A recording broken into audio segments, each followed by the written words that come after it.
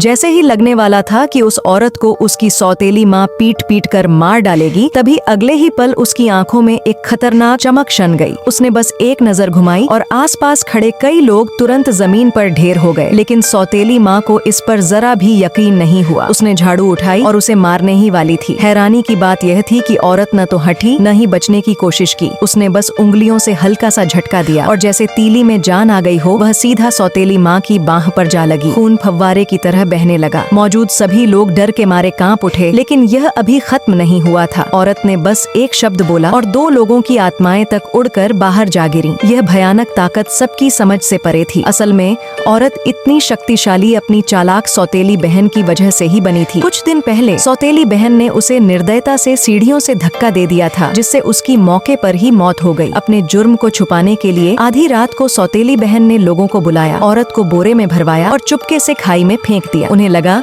कि अब किसी को कुछ पता नहीं चलेगा। लेकिन औरत का बहता खून पास खड़े एक पीपल लियूशू के पेड़ ने सोख लिया। और इससे भी ज्यादा हैरानी की बात यह थी कि वह पेड़ एक औरत में बदल गया। मैं कौन हूँ? जमीन पर पड़ी लाश को देखकर वह तुरंत समझ गई कि उसी औरत के खून ने उसे जगा दिया है। मैं हजारों सालों से सोया हुआ एक पीपल का पेड़ हूँ। तुम्हारा उपकार चुकाने के लिए मैं तुम्हें एक बार फिर जिंदा होने और अपनी अधूरी इच्छा पूरी करने का मौका देना चाहता हूँ। लेकिन बदला पूरा करने के बाद तुम्हारा शरीर हमेशा के लिए खत्म हो जाएगा। क्या तुम्हें मंजूर है? बदला लेने के लिए औरत ने बिना सोचे समझे हाँ कर दी। पेड़ ने अपनी सारी शक्ति उसे सौंप दी और अपनी आत्मा का एक अंश भी उसके शरीर में बसा दिया। नया जीवन पाने के बाद औरत तुरंत घर लौटी बदला लेने। उधर सौतेली बहन और सौतेली माँ आपस में यह योजना बना रही थी कि उसकी मौत को किसी और के साथ भाग जाने की कहानी बना दिया जाए।